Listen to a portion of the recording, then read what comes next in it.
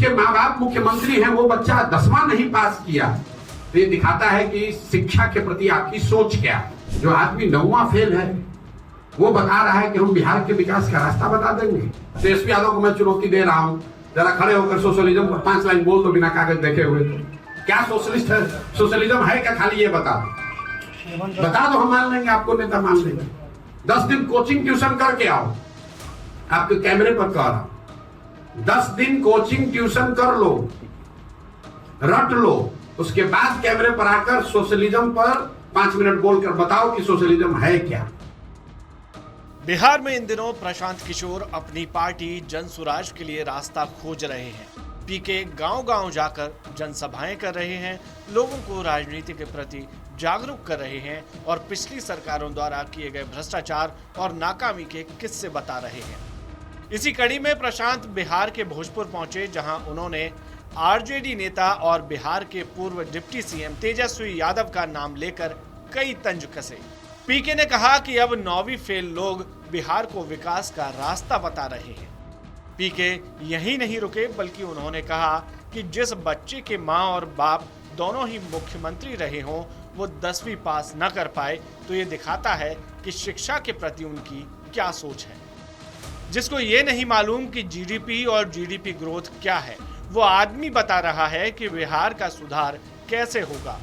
पीके ने आगे कहा कि वो समाजवाद की बातें करता है, जो समाजवाद की परिभाषा नहीं बता सकता, वो समाजवाद पर चर्चा करेगा। उन्होंने तेजस्वी यादव को चुनौती देते हुए कहा कि समाजवाद पर बिना कागज देखे 5 लाइनें बोलकर दिखा दें, खाली ये बता दें कि समाजवाद क्या है। 10 दिन कोचिंग ट्यूशन करके आओ, रट लो, उसके बाद कैमरे पर 5 मिनट बोलकर बताओ कि समाजवाद क्या है। सुनिए और क्या कहा प्रशांत किशोर ने तेजस्वी यादव के बारे में।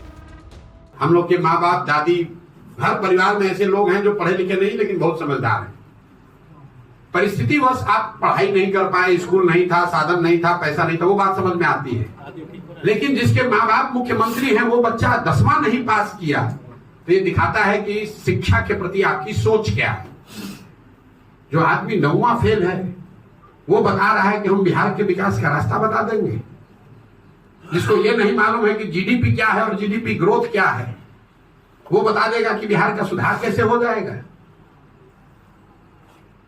मतलब जो बिहार जो कह रहा है कि हम सोशलिस्ट, हमारे पुरोधा, हमारे पुरखों का समाजवाद है, समाजवाद का जो डेफिनेशन खड़ा होकर नहीं बोल सकता है, वो समाजवाद पर चर्चा करेगा, वो समाजवाद पर चर्चा करेगा। तेजस्वी यादव को मैं चुनौती दे रहा हूं, जरा खड़े होकर सोशलिज्म पर 5 लाइन बोल दो बिना कागज देखे हुए।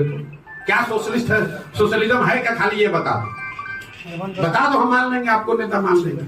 10 दिन कोचिंग ट्यूशन करके आओ, आपके कैमरे पर कह रहा हूं, 10 दिन कोचिंग ट्यूशन कर लो, रट लो, उसके बाद कैमरे पर आकर सोशलिज्म पर 5 मिनट बोलकर बताओ कि सोशलिज्म है क्या, क्या है समानता, क्या है समाजवाद।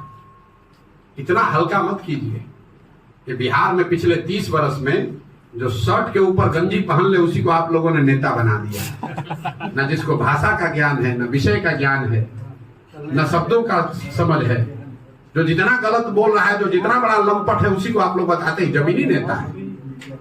इसीलिए ये दुर्दशा हुई है। ये ज्ञान की भूमि रही है, यहाँ भगवान को आकर ज्ञान मिला है। बुद्ध महावीर जहाँ पैदा हुए हैं, वहां पर अनपढ़ और लंपटों को हम लोगों ने नेता मानकर और अपने आप को गौरवान्वित फील कर रहे हैं।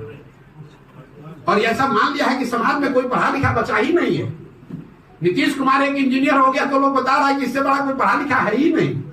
अरे भाई, बिहार के हर गांव में नीतीश कुमार से ज्यादा पढ़ा लिखा और समझदार व्यक्ति है।